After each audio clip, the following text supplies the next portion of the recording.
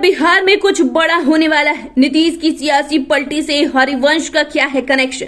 नीतीश हरिवंश मुलाकात सामान्य या कुछ और? बिहार के deputy CM Tejashwi Yadav land for job मामले में चार्जशीटेड हुए हैं। इसके बाद अब सीएम नीतीश कुमार और राज्यसभा के उपसभापति हरिवंश नारायण सिंह की मुलाकात ने सियासी तापमान को बढ़ा दिया है। इसे अलग नजरिए से भी देखा जा रहा है।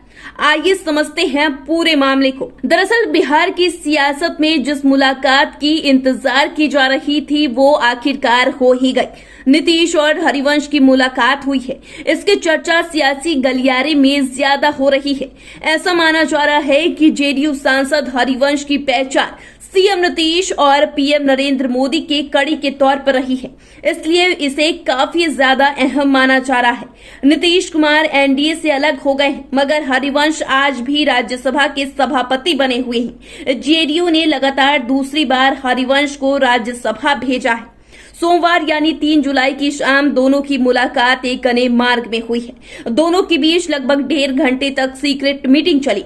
अंदर खाने की खबर है कि हरिवंश सोमवार की शाम 5 बजे आए थे और करीब 6:30 बजे निकले हैं। दोनों के कार्यालय से अभी तक इसकी कोई औपचारिक सूचना जारी नहीं की गई है। हालांकि उपसभापति के ऑफिस की तरफ से एक न्यूज एजेंसी को बताया गया है कि यह एक औपचारिक मुलाकात थी। जेडीयू नेता भी इस पर कुछ भी बोलने से साफ इनकार कर रहे हैं। महाराष्ट्र में हुए सियासी उलटफेर के बीच इस मुलाकात के कई सियासी मायने निकाले जा रहे हैं। हरिवंश को प्रधानमंत्री नरेंद्र मोदी और सीएम नीतीश दोनों का करीबी माना जाता है। इस मुलाकात के बाद सियासी गलियारों में चर्चा है कि हरिवंश मैसेंजर का काम कर सकती हैं। जनसुराज के नेता प्रशांत किशोर पहले से यह आरोप लगाते रहे हैं कि नीतीश कुमार हरिवंश के रूप में बीजेपी के बीच एक संभावना छोड़े हुए हैं। बता दें कि नए संसद भवन का जब पूरा विपक्ष विरोध कर रहा था तो उद्घाटन समारोह में राज्यसभा के उपसभापति हरिवंश पहुंचे हुए थे।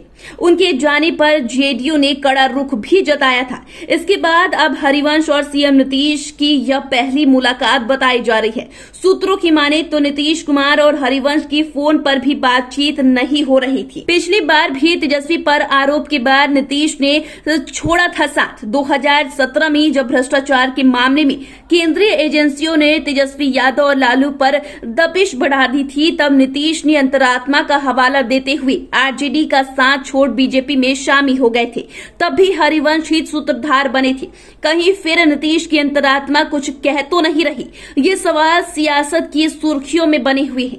अब एक बार फिर से केंद्रीय एजेंसियों ने लालू परिवार पर शिकंजा कसना शुरू कर दिया है। लैंड फॉर जॉब मामले में प्रत्यक्ष रूप से तेजस्वी का नाम सामने आया है। सीबीआई की तरफ से दायर नई चार्जशीट में तेजस्वी को भी दोषी बनाया गया है। इसके बाद सीएम नीतीश की हरिवंश से मुलाकात ने कई संभावनाओं को हवा दे दी है।